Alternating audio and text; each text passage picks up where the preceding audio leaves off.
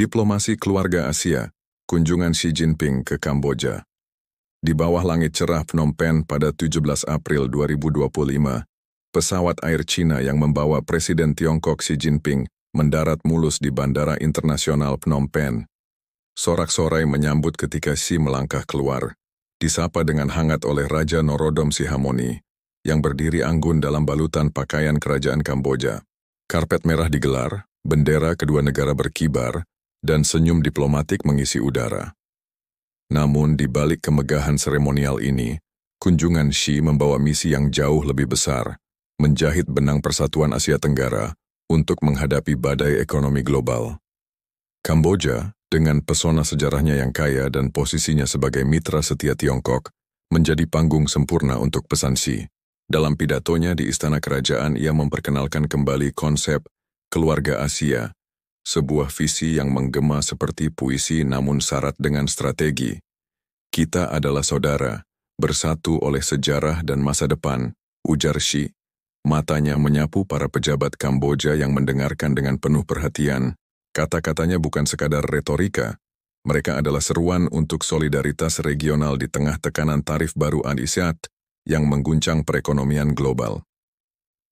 Dengan tarif impor ASEAN yang melonjak hingga 120% mulai 27 April 2025, Xi tahu bahwa Asia harus berdiri tegak, dan Kamboja adalah titik awal yang strategis.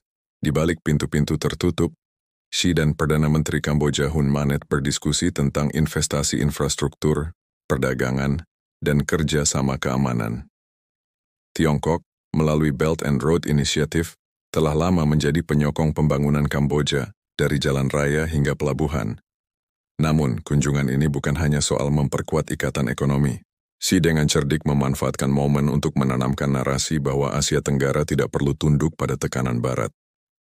Kita punya kekuatan untuk menentukan nasib kita sendiri, katanya dalam jamuan makan malam kenegaraan, diiringi alunan musik tradisional Kamboja yang lembut. Bagi Kamboja, kunjungan ini adalah tarian diplomasi yang halus. Raja Sihamoni dengan kepekaannya terhadap budaya, memastikan setiap detail mencerminkan penghormatan terhadap tamu agung mereka, dari bunga teratai yang menghiasi meja hingga pementasan tarian apsara yang memukau. Namun, di jalanan Phnom Penh, suara rakyat beragam.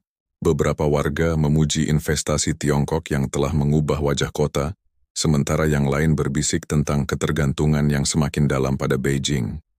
Kami bersyukur atas bantuan mereka, tapi kami juga ingin suara kami didengar, ujar seorang pedagang di pasar sentral, sambil menata dagangannya.